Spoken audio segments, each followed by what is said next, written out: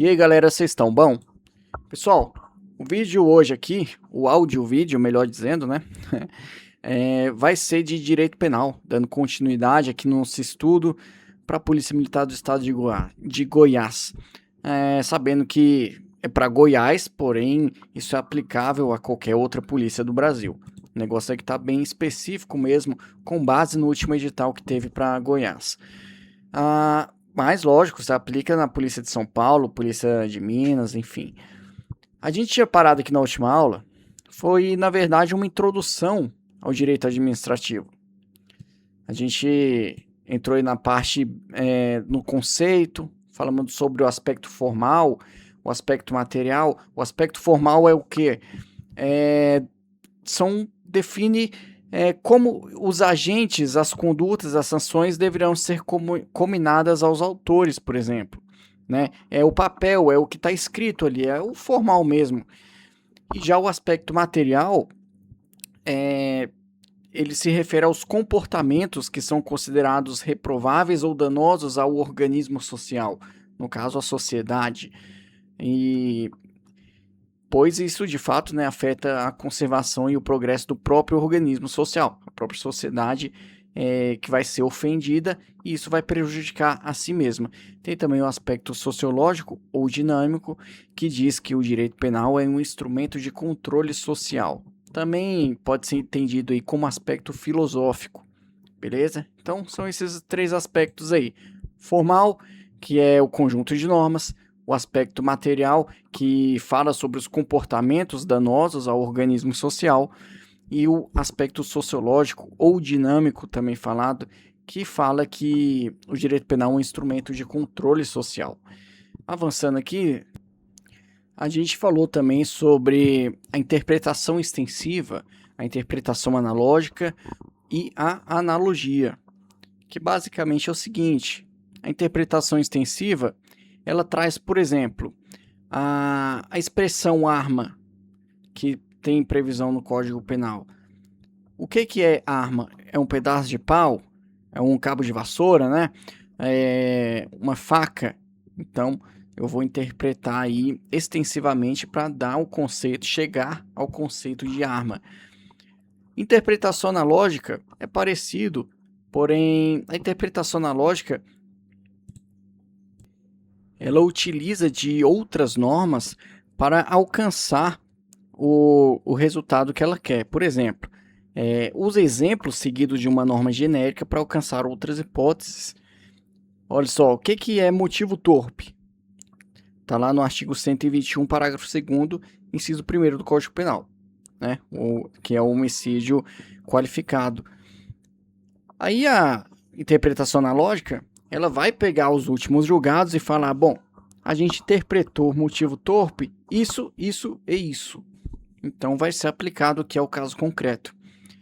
Ela é mais ampla do que a interpretação extensiva, que pega o conceito de uma palavra só. Ela pega o conceito de toda a norma ali. E já a analogia, no caso da analogia, não existe uma norma prévia para o caso concreto.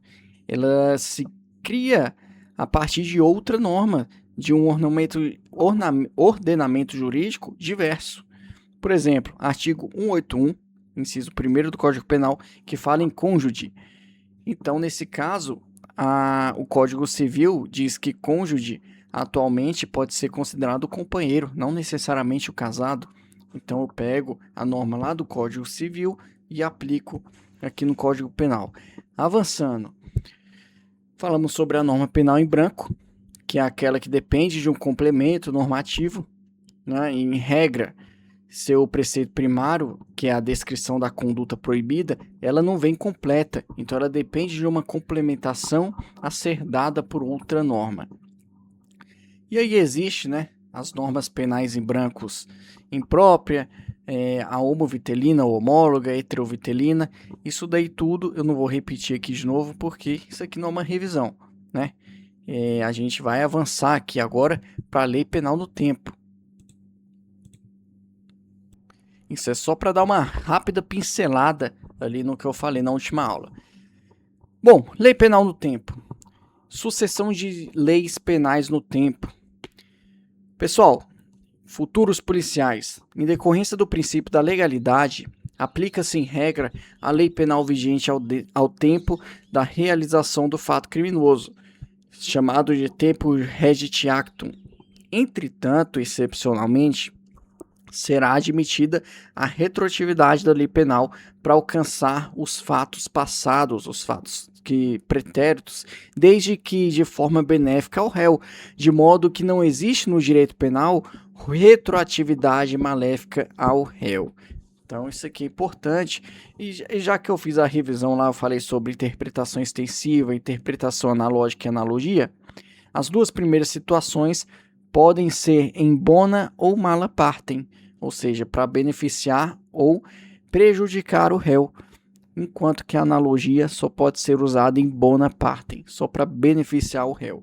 Continuando aqui, vamos ver o teor do artigo 2º do Código Penal, que diz: ninguém pode ser punido por fato que lei posterior deixa de considerar crime, cessando em virtude dela a execução e os efeitos penais da sentença condenatória.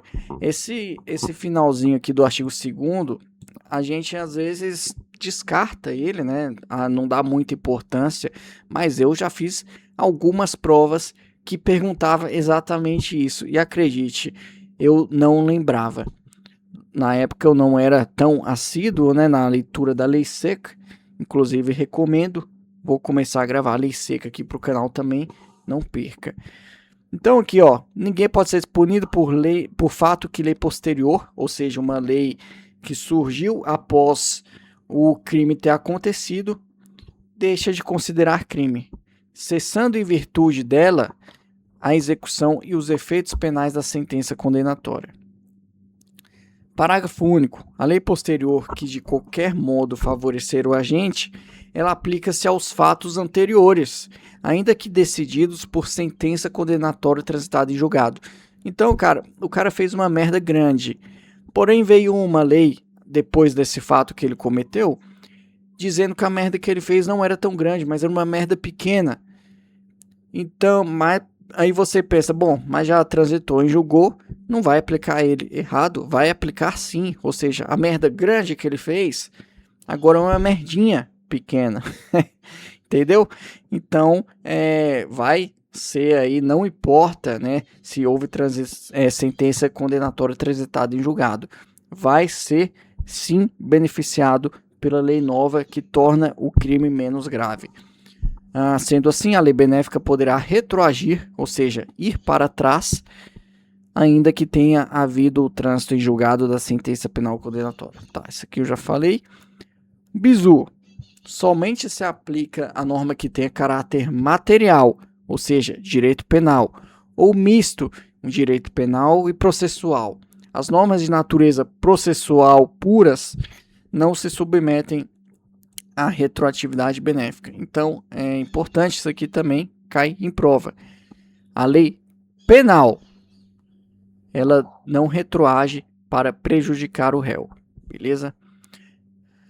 Apenas a penal, a processual penal não. E se for uma lei mista, direito penal e direito processual, né? Aí vai aplicar também. Avançando aqui,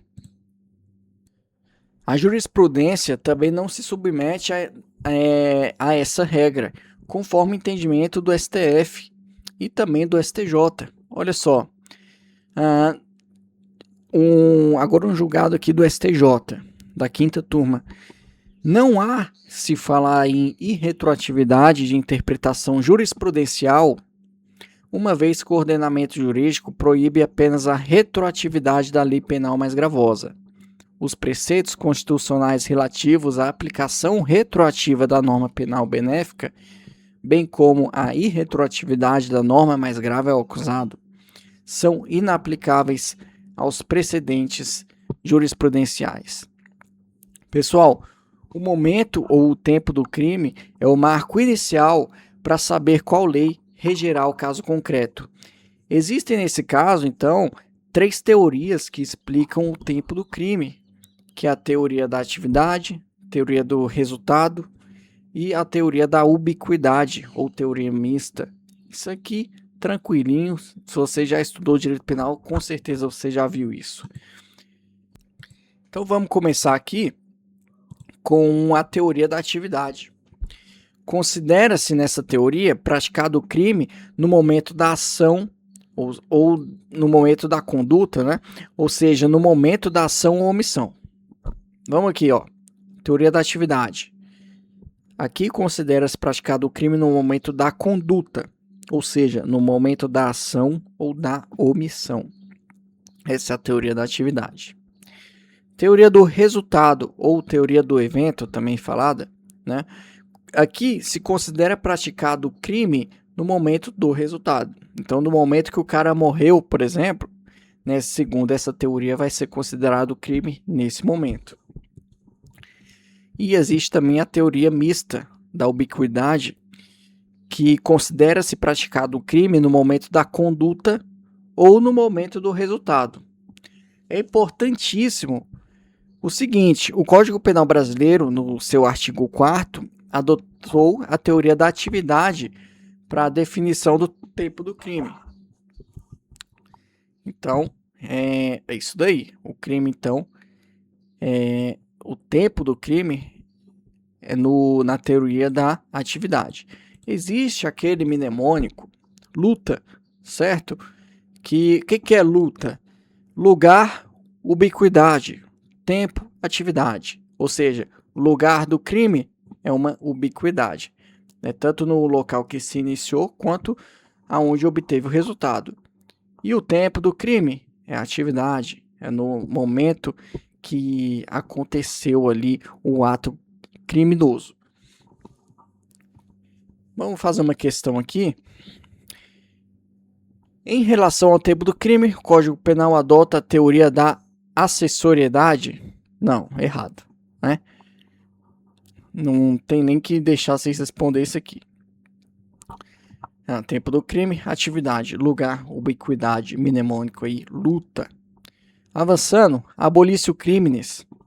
Segundo Rogério Sanches, que é um grande doutrinador brasileiro do Código Penal brasileiro, a abolício crimes é um fenômeno verificado sempre que o legislador, atento às mudanças sociais, resolve não mais incriminar determinada conduta, retirando do ordenamento jurídico penal a infração que previa, julgando que o direito penal não mais se faz necessário a proteção de determinado bem jurídico. É o que ocorreu, por exemplo, com o crime de adultério, que anteriormente era previsto no artigo 240 do Código Penal e foi revogado em 2005. Então você vê aí que abolício crimes é o quê? É quando o legislador percebe mudanças no tempo, né, mudanças sociais acontecendo, e fala, bom, essa conduta antigamente era crime, não era bem visto, era danoso ao bem jurídico de terceiro, porém hoje em dia não mais é. Então, o que acontece? Não é mais incriminado a determinada conduta quando é aplicado aí o abolício crimes. Então, uma pergunta aqui: o abolício crimes respeita coisa julgada? Certo ou errado? O abolício crimes respeita coisa julgada?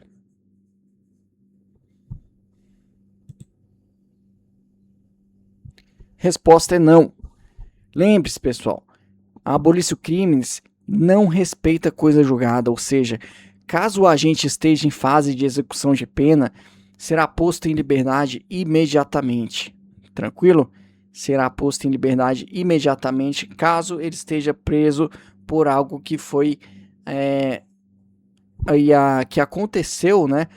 Foi aplicado o fenômeno do abolício crimes. Avançando aqui, a previsão, existe, né, previsão do abolício crimes no Código Penal. Aqui no artigo 2º diz: ninguém poderá ser punido por fato que lei posterior deixa de considerar crime. Esse é o abolício crimes, cessando em virtude dela a execução e os efeitos penais da sentença condenatória. Vamos fazer outra questão aqui, certo ou errado? Julgue. Cessada a criminalização do tipo penal no curso da ação penal, o réu será absolvido com fundamento na abolição criminis. Tá certo ou errado?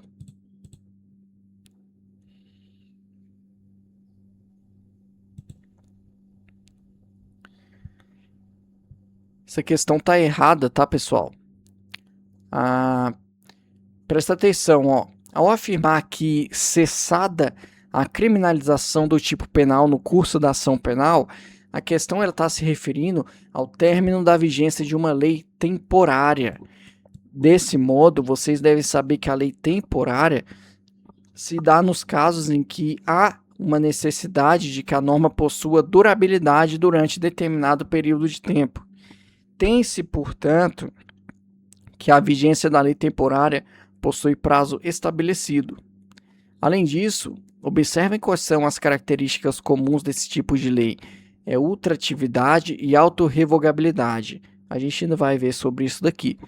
Nesse sentido, a referida lei alcança fato praticado durante a sua vigência, ainda que as circunstâncias de prazo tenham se esvaído, uma vez que essa condição é elemento temporal do próprio fato típico.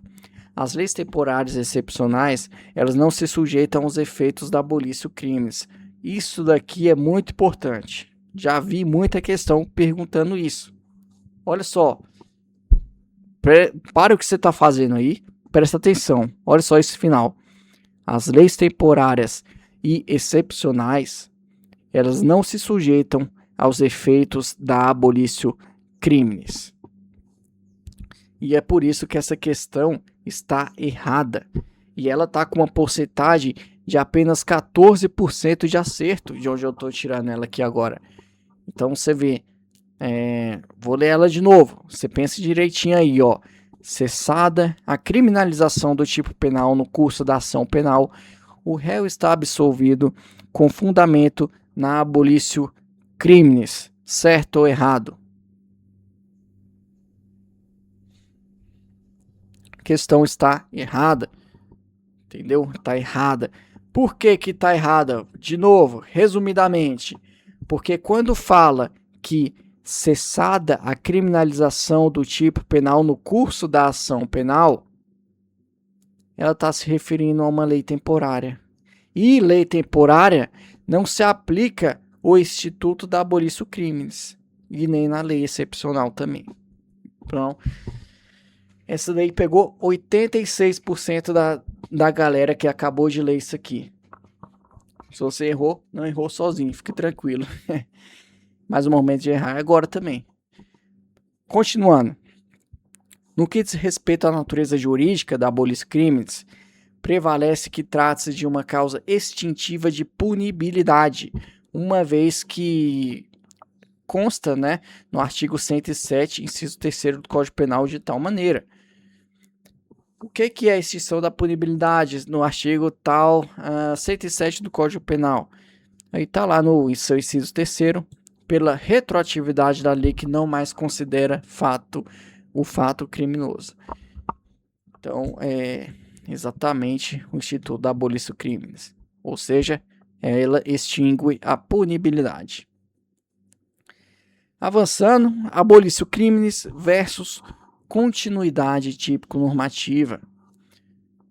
O princípio da continuidade típica normativa, ela não se confunde com a abolição crimes, ao passo que na abolição crimes o fato deixa de ser crime. No princípio da continuidade normativa típica, a conduta continua com caráter proibido, porém com deslocamento do conteúdo criminoso para outro tipo penal. Vamos ver aqui umas diferenças de abolição crimes para princípio da continuidade normativa. Abolição crimes. Existe a supressão da figura criminosa, formal e material. A conduta criminosa não será mais punida, ou seja, o fato deixa de ser punível. A intenção do legislador é não mais considerar o fato criminoso. Por exemplo, adultério, que era no artigo 240 do Código Penal e foi revogado. Agora, princípio da continuidade normativa típica. Existe a supressão formal do tipo. Aqui, a conduta criminosa apenas migra para outro tipo penal. o fato permanece punível, ou seja, foi para outro artigo, mas continua sendo crime. A intenção do legislador é manter o caráter criminoso do fato, porém com outra roupagem, digamos assim. Exemplo, atentado violento ao pudor, que antigamente era considerado, estava no artigo 214 do Código Penal, agora migrou para o estupro, artigo 213 do Código Penal. Avançando, novatio legis in melius, ou também chamada de Lex Melior. De acordo com o professor Kleber Messon, a lei penal benéfica, também conhecida como Lex Melior ou Novatio legis in melius, é a que se verifica quando, ocorrendo sucessão de leis penais no tempo, o fato previsto como crime ou contravenção penal tenha sido praticado na vigência da lei anterior e o novel instrumento legislativo seja mais vantajoso ao agente, favorecendo-o de qualquer modo. A lei mais favorável deve ser obtida no caso concreto, aplicando-se ao que produzir o resultado mais vantajoso ao agente, chamada teoria da ponderação concreta, ou seja, a nova lei mantém o caráter criminoso, mas lhe confere um tratamento mais brando. É aquela questão que eu falei, o cara fez uma merda, vem uma lei mais nova e fala, olha, isso ainda é crime, porém é um crime menos grave. Isso é a novatio legis in melius, ou a Lex Melior. Súmula 501 do STJ. É cabível a aplicação retroativa da Lei 11.343 de 2006, desde que o resultado da incidência das suas disposições na íntegra seja mais favorável ao réu do que ao advindo da aplicação da Lei de 76, sendo vedada a combinação de leis. Adote-se a teoria da ponderação unitária ou global, de modo a repelir a combinação de leis penais em homenagem aos princípios da reserva legal e da separação dos poderes do Estado, sob o argumento de ser vedada ao Poder Judiciário a criação de uma terceira pena. A lei penal mais benéfica, ela possui ultratividade, ou seja, ela pode ser aplicada mesmo após a sua revogação, caso o fato tenha sido praticado durante a sua vigência e possui semelhanças com a abolição crimes. Vejamos, a retroatividade benéfica é automática, independentemente de cláusula expressa. Ela pode ser aplicada de ofício pelo juiz ou ainda mediante provocação das partes. Alcança, inclusive, fatos já definitivamente julgados, visto que a coisa julgada não é oponível à retroatividade benéfica. Exemplo de novatio legis in melius. A Lei 3.769 alterou a LEP, a Lei de Execução Penal, prevendo lapso diferenciado de cumprimento de pena para presa gestante, mãe ou responsável por criança ou adolescente progredir de regime. Todas as presas, mesmo em crimes cometidos antes da nova lei, foram favorecidas. Então, nesse caso, todas as presas que cometeram crimes antes da nova lei, nesse caso, foram beneficiadas, porque a lei penal menos gravosa veio e pegou fatos pretéritos. Súmula 611 do STF. Compete ao juiz da execução penal a aplicação da lei penal benéfica após o trânsito em julgado. Novatio legis in pejus, agora a Lex Gravior, é uma lei mais grave, né? Trata-se de nova lei que de qualquer modo prejudica o réu. Somente se aplica aos fatos cometidos a partir de sua vigência. Exemplo de novatio legis in pejus, a Lei 15.155 de 2021, que aumentou a pena do artigo 154-A do Código Penal e incluiu novas qualificadoras para o crime de furto e estelionato. Então a gente vê que furto, por exemplo, né? Furto com uso de explosivo, né? Que foi inclusive feito e elaborado pensando nos casos de arrombamento de caixa eletrônico. Nesse caso aí, não tinha essa figura, né? Então veio essa figura aí para deixar mais prejudicial ao criminoso a conduta de furtar. E também o estelionato teve outras qualificadoras aí. Súmula 711 do STF. A lei penal gravosa deve ser aplicada ao crime permanente ou continuado, se entre em vigor durante a permanência ou continuidade delitiva. Vou ler de novo. A lei penal gravosa, ela deve ser aplicada ao crime permanente ou continuado, se elas entrarem em vigor durante a permanência ou durante a continuidade delitiva. Então, o cara começa a furtar hoje, e aí tá dando, né, aquele crime continuado e tal. No caso, se entrar uma lei mais gravosa durante esse ato permanente ou contínuo dele, ela vai ser aplicada ao caso concreto, porque o crime ainda está acontecendo. Avançando aqui, lei excepcional e lei temporária. Pessoal, caveiras, a lei excepcional e a lei temporária, elas encontram previsão no artigo 3º do Código Penal, que diz: a lei excepcional ou temporária, embora decorrida o período de sua duração ou cessadas as circunstâncias que a determinaram, aplica-se ao fato praticado durante sua vigência. Aqui ela se trata de leis que continuam aplicáveis mesmo após o término da situação excepcional ou do período de tempo para fatos ocorridos sob tais condições, ou seja, são dotadas de ultratividade. Além disso, elas são autorrevogáveis, pois consideram-se revogadas a partir que, ou melhor, elas consideram-se revogadas assim que encerrado o prazo fixado, ou seja, por uma lei temporária, ou cessada a situação de anormalidade, que é no caso de lei excepcional. Deixa eu beber uma água aqui.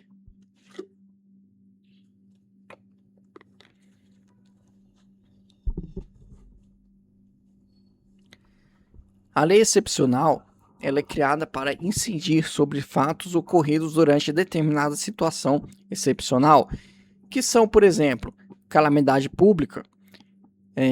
No Código Penal Militar, também tem o caso de crimes militares em tempos de guerra. E a lei temporária? Ela é criada para incidir sobre fatos ocorridos durante determinado período de tempo. São períodos pré-estabelecidos. Por exemplo, vai ter a Copa do Mundo. Teve, né? A Copa do Mundo no Brasil. Eles haviam criado uma lei temporária, que é uma lei que regia aí as condutas praticadas durante esse período de Copa, chamada de Lei Geral da Copa. Atenção, essas leis elas não se sujeitam aos efeitos da abolição crimes, como já foi falado, né? Eu frisei bastante isso aqui. Lei excepcional e temporária não se sujeita aos efeitos da abolição crimes, salvo se lei posterior, né, foi expressa nesse sentido. Aí, beleza. Excepcionalmente, sempre existe possibilidade no direito. Questão. Então vamos lá, questão. Devido à falta de chuvas que assola o país causando seca na região Nordeste e falta de água nos reservatórios, foi decretada uma lei excepcional determinando racionamento de água e energia. Fernando, que é um agricultor da região Nordeste, discordando da lei excepcional, continua a usar descontroladamente água em suas plantações e energia em suas fazendas. Após denúncia, 15 dias após o término da lei, foi constatado que o agricultor, durante todo o período, desrespeitou a norma vigente.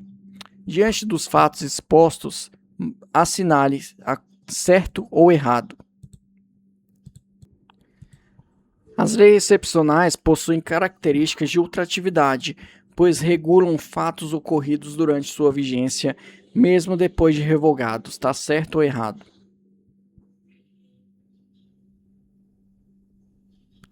Acertou que diz que está correto. É exatamente isso, né? Ele cometeu o crime lá de usar água indiscriminadamente em um período que a lei excepcional dizia que não deveria ser utilizado. A lei excepcional acabou a vigência, porém ele havia cometido o crime na vigência dela, ou seja, ela vai ultragir para aplicar ao fato pretérito.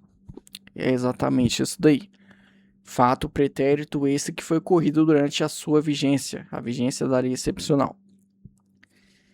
Lei intermediária, avançando. A lei intermediária é aquela que deverá ser aplicada porque beneficia o réu. Muito embora não fosse a lei vigente ao tempo do fato, tampouco seja a lei vigente no tempo do julgamento. Trata-se de uma lei que possui duplo efeito.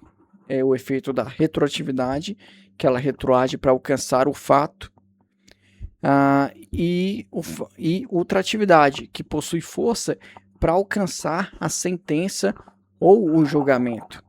É meio confuso, tá? Mas eu vou exemplificar para uma melhor compreensão. Eu vou ler de novo esse parágrafo aqui da lei intermediária. Presta atenção aí, beleza? A lei intermediária, segundo Rogério Sanches, ela é aquela que deverá ser aplicada porque beneficia o réu. Muito embora ela não fosse a lei vigente ao tempo do fato. Tampouco seja a lei vigente no momento do julgamento. Ou seja, ela vai ser aplicada para beneficiar, porém ela não é uma lei que foi aplicada aí no momento do fato e também não estava em vigência no momento que está sendo julgado, cara, no momento que vai ser aplicada. Trata-se de uma lei que possui duplo efeito: retroatividade, que ela retroage para alcançar o fato, e ultratividade, que ela possui força para alcançar a sentença ou o julgamento. Então ela vai para frente e para trás. Exemplos aqui.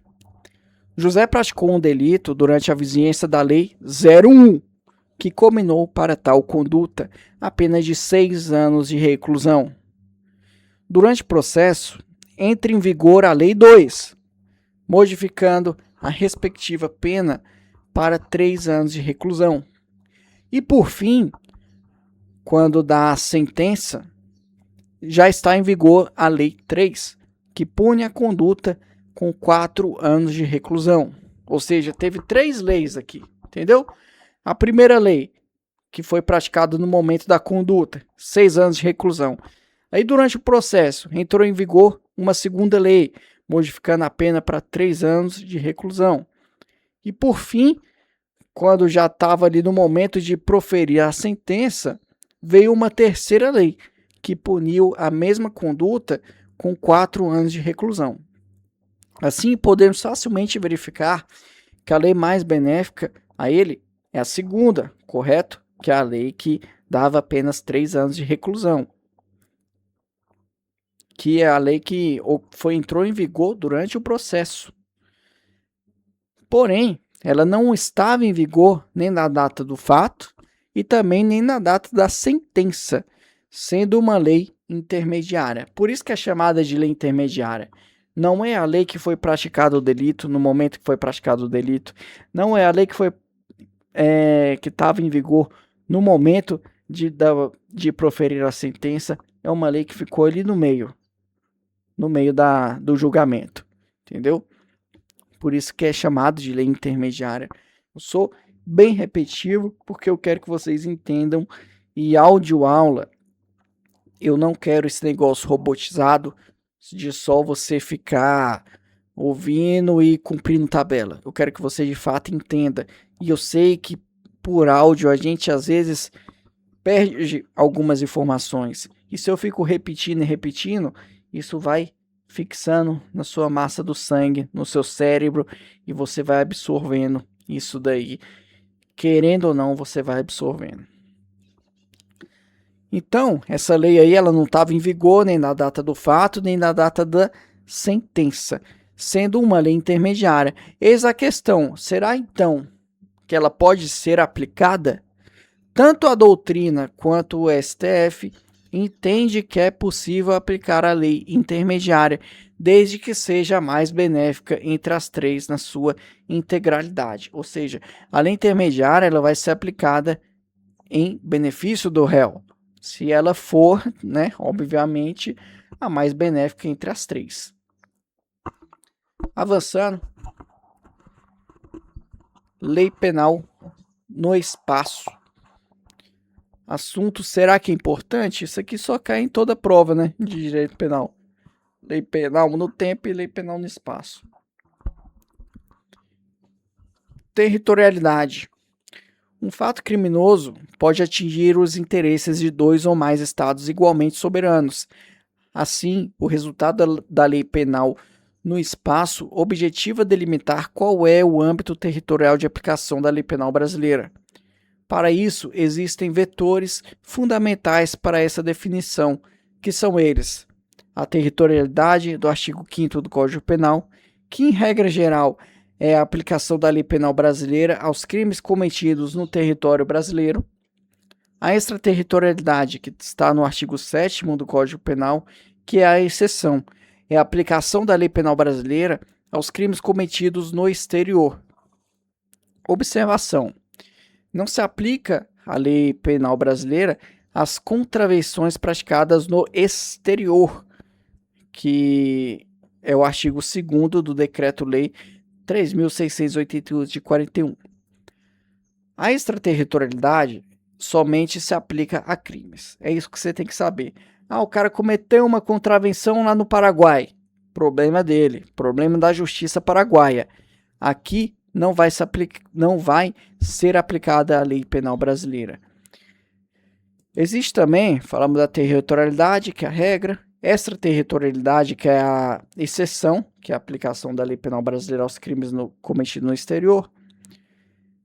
E existe também a intraterritorialidade, que não está no Código Penal, mas é conhecida aí, né, pela doutrina. A doutrina diz que existe essa teoria e ela, inclusive, cai em prova. A intraterritorialidade é também uma exceção, porque a aplicação da lei, nesse caso, vai ser a aplicação da lei estrangeira a crimes cometidos no Brasil. A exemplo das imunidades diplomáticas. A gente sabe que o diplomata só tem imunidade, né? Então, é a aplicação de uma lei externa, né, de outro país, sendo aplicada aqui no nosso país. Então, é intraterritorialidade. É o contrário da extraterritorialidade, que ambas são a exceção. Porque a regra é o quê? Territorialidade. Questãozinha certo ou errado. Responde aí.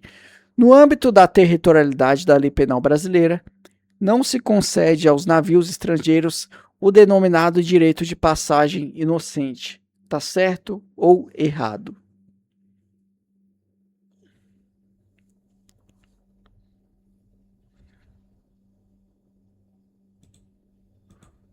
Acertou quem disse que está errada. Caveiras, o ordenamento jurídico brasileiro adota a teoria da territorialidade temperada ou mitigada. Vamos ver aqui o seu teor no artigo 5º do Código Penal. Aplica-se a lei penal brasileira sem prejuízo de convenções, tratados e regras de direito internacional ao crime cometido no território nacional. Parágrafo 1º. Para os efeitos penais, considera-se como extensão do território nacional as embarcações brasileiras de natureza pública ou a serviço do governo brasileiro, onde quer que se encontrem, bem como as aeronaves e as embarcações brasileiras, mercantes ou de propriedade privada, que se achem, respectivamente, no espaço aéreo correspondente ou em alto mar. É também aplicável a lei penal brasileira aos crimes praticados a bordo de aeronaves ou embarcações estrangeiras de propriedade privada, achando-se aquelas em pouso no território nacional ou em voo no espaço aéreo correspondente a estas em porto ou mar territorial do Brasil. Então, é isso daí, né? O Código Penal brasileiro adota a teoria da territorialidade temperada ou mitigada. E eu tinha dado a questão aqui sobre a passagem inocente. Vamos ler aqui rapidinho um pouquinho sobre isso. Quando os navios ou aeronaves brasileiras eles forem públicos, ou a serviço do governo brasileiro, quer se encontre no território nacional ou estrangeiro, serão considerados parte do nosso território. Beleza. Se ele for público ou tiver a serviço do governo, é Brasil. Se os navios ou aeronaves forem privados, quando estiverem em alto mar ou espaço aéreo correspondente, eles seguem a lei da bandeira que ostentam, ou seja, vai ser aplicada a lei brasileira se estiver no ar ou se estiver em alto mar. E também, quanto aos navios e aeronaves estrangeiros, se estiverem em território brasileiro, desde que forem privados, são considerados parte do nosso território. Porque se for público de outro país, por exemplo, o governo da China vende navio, aí beleza, vai ser aplicada a intraterritorialidade, ou seja, a lei da China vai ser aplicada aqui no Brasil. Avançando, atenção, em relação ao tópico 2, adota-se no Brasil o denominado direito de passagem inocente. Com base nessa premissa, o navio abortador gerou grande polêmica no passado recente, mas não infringe nossa legislação. A polêmica nesse caso ocorreu porque mulheres grávidas brasileiras aceitavam um convite para que, em navio com bandeira de matrícula holandesa, ancorado em alto mar, realizassem o aborto. Assim, com base no direito de passagem inocente, não incide a lei penal brasileira ao caso, pois perante a lei penal da Holanda, o aborto assistido por médico não é punido. Tranquilo.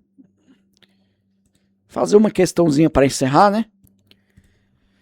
Questão: João, embarcado em um navio que está a serviço do governo brasileiro, seguiu viagem para a Espanha com a finalidade de participar de uma exploração de petróleo naquele país. Chegando em território espanhol e ainda dentro do navio, João se desentende com Jonas, que é seu superior, e desfere vários golpes de faca contra ele. Jonas foi socorrido, mas não resistiu aos ferimentos e morreu. Acerca desse caso hipotético, assinale corretamente a alternativa correta. Considere-se que João praticou o crime em território, letra A, espanhol, pois apenas as embarcações públicas são consideradas território brasileiro por extensão. Letra B, território espanhol, pois os crimes cometidos fora do território nacional são de responsabilidade do país onde aconteceu a infração penal. Letra C, espanhol, pois o Brasil não tem autonomia no território de outro país soberano. Letra D, brasileiro, pois a embarcação estava em alto mar.